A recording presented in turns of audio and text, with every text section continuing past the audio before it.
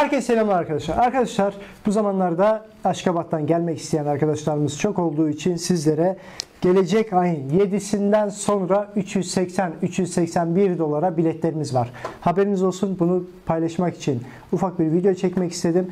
Ve buradan gitmek isteyen arkadaşlara ister Türkmen Hava Yolları ister Türk Hava Yolları neredeyse her gün bilet var. Yarından öte her güne istediğiniz zaman istediğiniz tarihte gidebilirsiniz. Türk Hava Yolları da Türkmen Hava Yolları da. Yalnız geliş için 381 dolara gelecek ayın 7'sinden sonra var. Bu sürekli değişiyor. Siz bu numaralardan bizi arayarak hangi tarihte başlıyor 381 doları sorabilirsiniz. Mesela siz yarın aradığınızda 7 Kasım bitmiş olabilir. 8'inde olabilir, 9'unda olabilir, 10'unda olabilir. Biz onu size anında söyleriz. Ona göre siz de biletinizi kesersiniz ya da kesmezsiniz. Şimdi bir de şu durum var. Buradan gitmek isteyen arkadaşlar geri geliş bileti de almak istiyorlar. Bunun için ne yapabiliriz, ne yaparız diye düşünüyorlar. Bunun da açıklamasını getireyim size.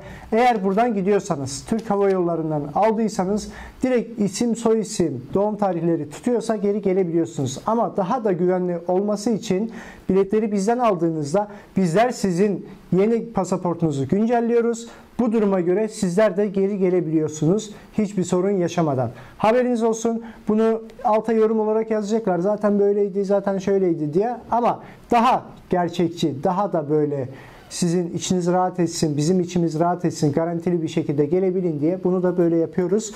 Son olarak da yeni bir sayfa yapıyoruz. Sayfa linkini daha bırakmıyorum çünkü tam hazır değil.